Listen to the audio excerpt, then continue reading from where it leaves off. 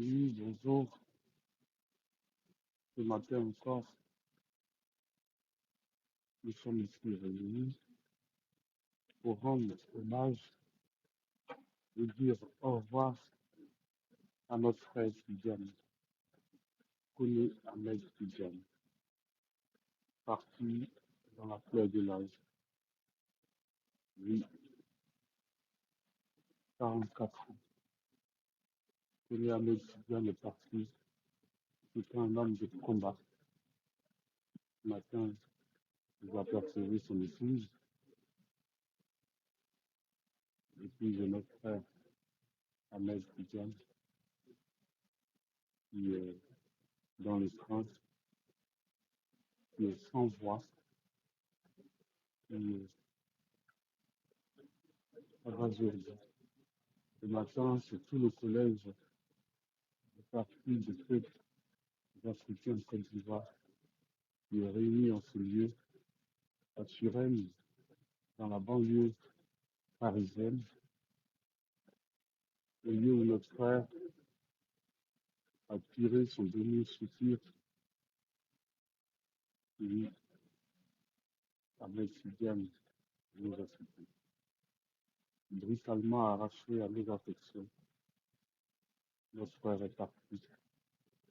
Aujourd'hui, il sera fait la dernière toilette mortuaire suivie de sa mise en bière pour que transfèrement soit suivi demain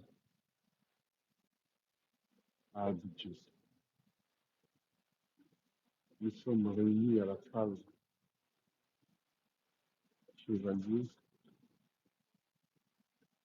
à quelques pas de la chambre des défunts. Notre frère a emprunté depuis ce samedi 6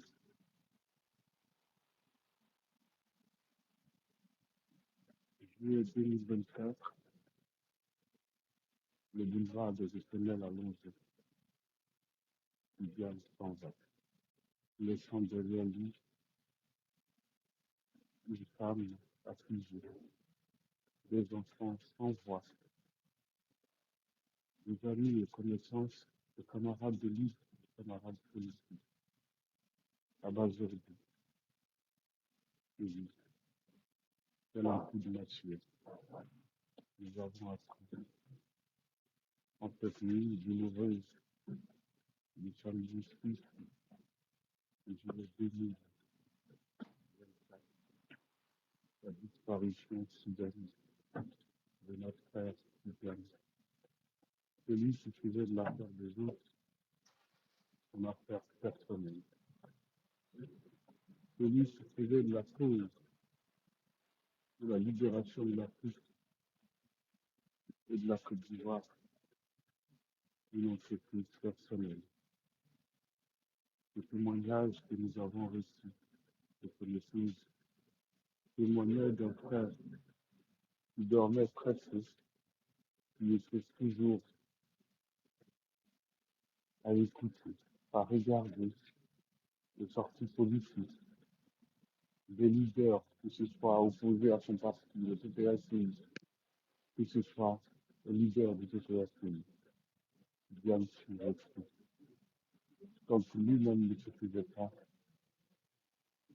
le commentateur de cette vidéo, de montrer et magnifier son leader, Laurent Gbagbo, qui déjà a dépêché de force et pouvoir lui rendre hommage, bien nous a remercié. Notre frère se petit dans le sommeil éternel. On dirait que celle qui partageait sa vie quotidienne, bien la réunis en ce lieu ce matin, comme je le disais un peu plus tôt, nous allons assister au dernier entretien mortuaire qui vise la mise en bière. Nous étions là déjà ce matin depuis 9 heures quand on a assisté à l'arrivée du cercueil vide, et qu'elle verra le transport de notre frère jusqu'à Abidjan, vous qui êtes en Côte d'Ivoire, l'enterrement de notre frère se fera ce vendredi. Aussitôt, il sera rentré jeudi, et le coup de 21h à Abidjan. Le lendemain, du moins, encore sera transféré à IG7 et l'inhumation se fera ce vendredi. Les militants du PPACI sont là, les membres de la famille sont là. Il y en a certaines dans la salle Chevalier, pour pouvoir rendre ce vibrant hommage à un digne fils de l'Afrique debout, à un digne fils de Laurent Gbagbo. Nous rendrons cet hommage à notre frère Fidel.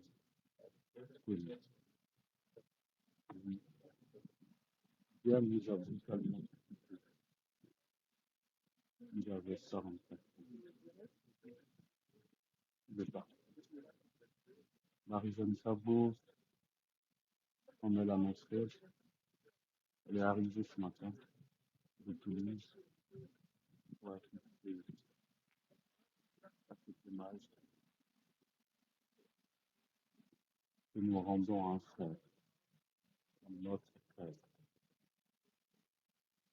Lui, le président du parti de cet Africain. Et là, nous rendons ce vibrant hommage à un soldat tombé l'âme à la maison. Diane n'a pas tenu sa promesse de participer au meeting en Allemagne. Il a eu un choc le samedi au petit matin. Il était 3 heures du matin. Diane commençait à lutter contre cette maladie tenace qui avait fini quelque peu par le rendre irréfléchi. Lui, sous les yeux dominés de sa femme, qui a eu le réflexe d'appeler les urgences,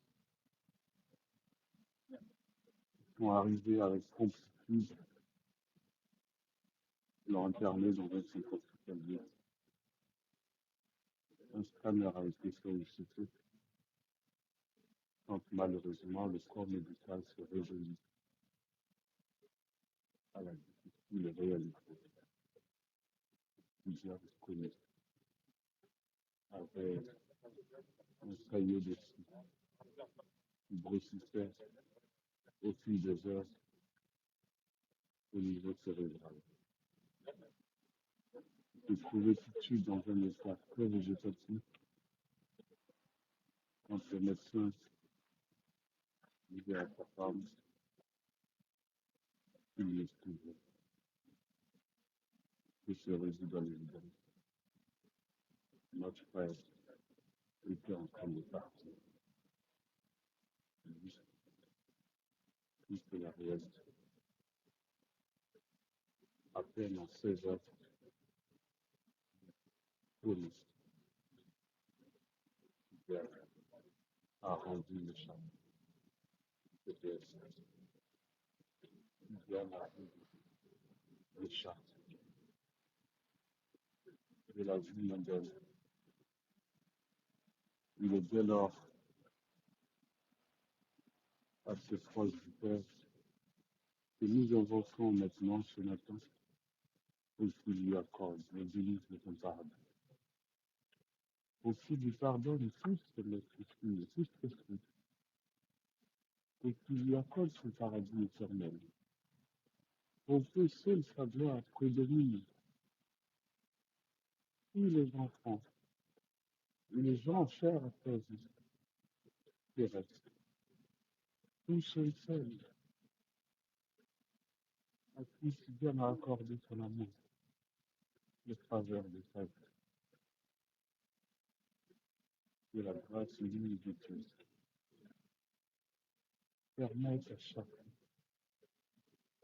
de tous ceux et celles à qui Dieu a affecté résolument, famille, camarades, positifs, amis, connaissances, followers, que Dieu, dans son immense bonté, donne la force, le courage à chacun de surmonter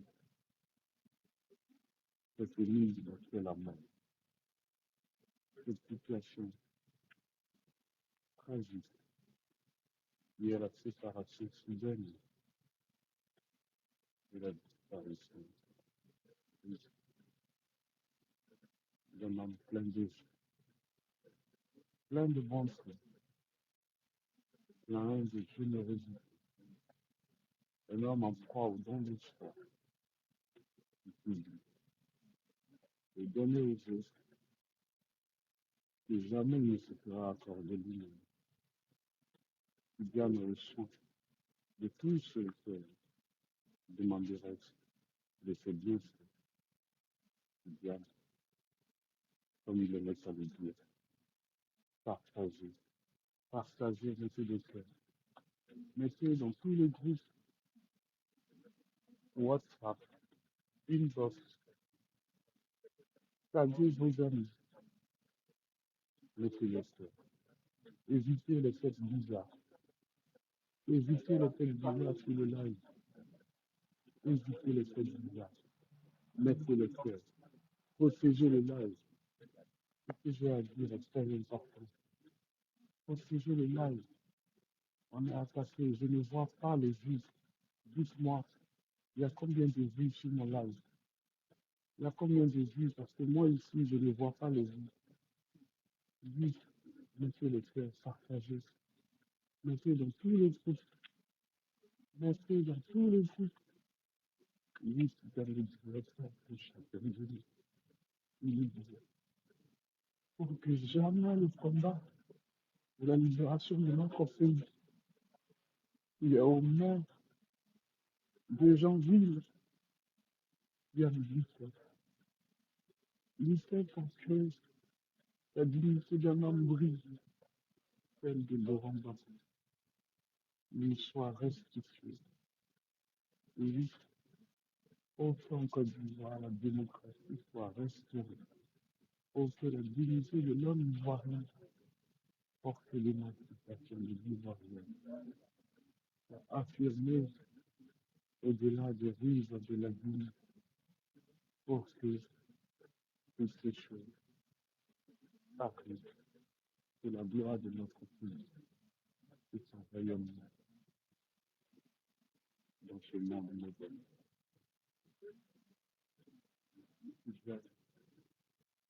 Que Dieu est son que Dieu prenne soin de ceux et celles qui se laissent de façon soudaine, sans prévenir. Personne n'a vu qu'il y a malade. Personne ne l'a vu à l'issue.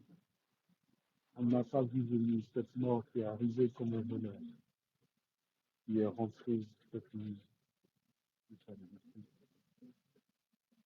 et qui a arrêté sa course après avoir emporté avec elle notre frère.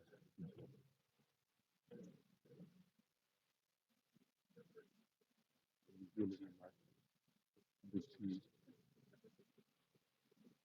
la salle chevalier, son prière de l'hôpital proche de la nuit, dans la banlieue parisienne. La team, je viens de vous mettre cette vidéo ici sur la levée de corps de Ahmed Tidiane. C'était pour moi indispensable de partager cela, car j'ai annoncé son décès. Il était important pour moi de partager la levée de son corps aussi. Le combattant est tombé, il est tombé dignement. Parce qu'il est tombé en luttant. Il est tombé en se battant.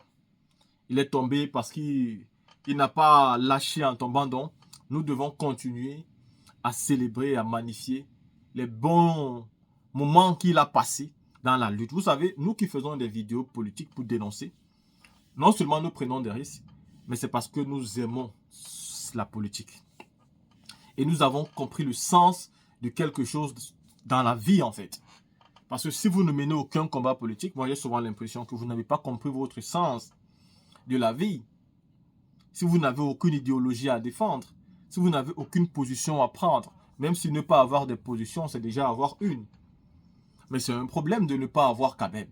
Il faut avoir une position, il faut la défendre, il faut la nommer et il faut être réaliste.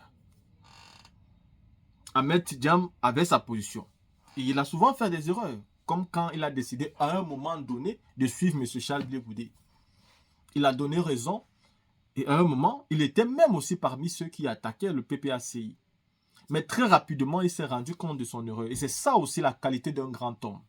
Un grand homme, c'est celui-là qui sait se rendre compte de ses failles et qui tout de suite reprend ses responsabilités en main. Parce qu'il s'est rendu compte de ses failles, il a voulu ramener Blé Goudé à la raison. Mais Blé Goudé n'a pas été capable d'entendre raison. Ahmed Tidjane a donc fait un demi-tour radical. Il est retourné vers le PPACI. Et avec sa rage et la colère contre Blé Goudé par rapport à tout ce qu'il savait, tout ce qui se passait, il a donc commencé à attaquer Blé Goudé. Blé Goudé est même devenu son cheval de bataille. Pour lui, il fallait descendre Blé Goudé à tout part parce qu'il savait pourquoi il faisait. Il a été très proche de Blé Goudé. Il sait très bien tous les magouilles que Blé Goudé orchestrait contre le président Laurent Gbagbo. Et donc pour lui, c'était inadmissible de venir là et de mener la politique sans mettre les mots clairs sur la situation de Charles Blé Goudé. Et il l'a fait jusqu'à la fin. Mais aussi, il a lutté contre le régime en place du RHDP. Il pouvait rentrer, il pouvait aller au RDR, au RDP. Mais non, il est resté focalisé sur la lutte avec le président Laurent Gbagbo et tous ses compagnons pour la victoire finale de 2025.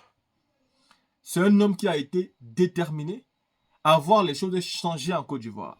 Il a mené son combat à sa façon. Il a mené ce combat jusqu'au bout. Vous allez vous rendre compte que sur ses comptes Facebook, jusqu'à la veille de sa mort, il continuait à partager avec nous des vidéos qui dénonçaient le régime en place. Il continuait à partager les vidéos de mobilisation. Il fait partie de ces cyberactivistes-là qui étaient préparés psychologiquement pour lutter jusqu'en 2025. Mais vous voyez, nous ne savons pas le jour de notre jour et notre dernier jour. Nous devons donc profiter chaque instant que nous avons à passer sur la terre.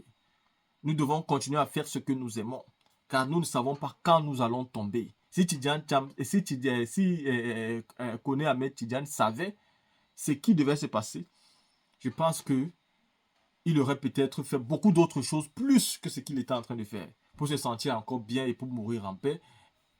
Parce que je ne pense pas que lui aussi pensait qu'il allait mourir ces jours. Ça fait très mal parce qu'il était tout jeune et il avait toute une joie et toute une envie de combattre que j'aurais tellement aimé qu'il soit toujours parmi nous en train de combattre. La team, c'était mon dernier mot par rapport au décès d'Ahmed Kone Tidjane. Dites ce que vous pensez, voilà. Dites vos condoléances pour le dernier voyage que ce frère va faire, ce frère d'âme, ce combattant des libertés. Dites un dernier mot pour ça, la team.